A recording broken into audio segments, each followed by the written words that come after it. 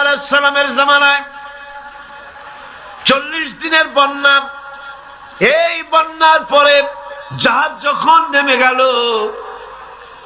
তখন তিনি মনে মনে ভাবলেন, আমি তো জোড়ায় জোড়ায় করে সমস্ত প্রাণীগুলি আর মানুষগুলি, কিছু কিছু মানুষ যারা ঈমান এনেছিল তাদের জাহাজে উঠাইছে, কিন্তু একটি বুড়ি আমার উপরে ঈমান এনেছিল আর আমি তার ওয়াদা করেছিলাম সাথে করে নিয়ে যাব, আমি তো তার কথা ভুলে গিয়েছি। অনুশোচনা এলো।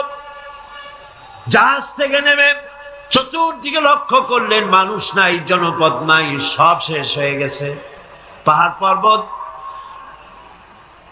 কাঠ হয়ে পড়েছে, বিল্ডিং গুলি শেষ হয়ে গিয়েছে, কোন জনপদে কোনো প্রাণী নাই, প্রাণী বলতে কিছুই নাই। হঠাৎ দূরে দেখলেন একটা কুড়ে ঘরের মতো দেখা যায়। ভাবলেন, এত বড় বন্যার ভিতরে কুড়ে ঘর কেমনে থাকলো? আস্তে করে হেঁটে গেলেন কুড়ে ঘরের কাছে। ভেতরে মানুষ আছে বলে মনে হলো। বাইরের থেকে প্রশ্ন করলেন, ভিতরে কে? জবাব এলো, আমি এই ঘরের মালিক, আমি এক বুড়ি বিধবা এক মহিলা। আপনি কে? তিনি বললেন, আমি হচ্ছি এই জামানার পয়গম্বর হযরত নূহ আলাইহিস সালাম। বুড়ি বলছেন, আমারও ধারণা তাই। আপনি আমাকে ওয়াদা করেছিলেন বন্যা হলে পরে, বন্যার আভার যখন আপনি পাবেন, আমাকে আপনি সাথে করে জাহাজে উঠায় নিয়ে নেবেন।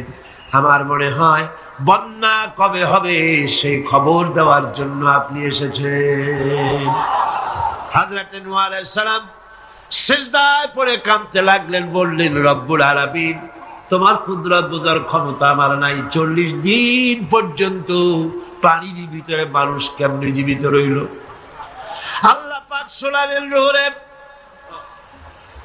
বিপদ যখন এলো, তুমি তোমার উম্মতকে ভুলে যেতে পেরেছো, ভুলে গিয়েছো, কিন্তু আমি রব্বুল আলামিন রহমানুর রহিম, আমি আমার বান্দিরে ভুলি নাই।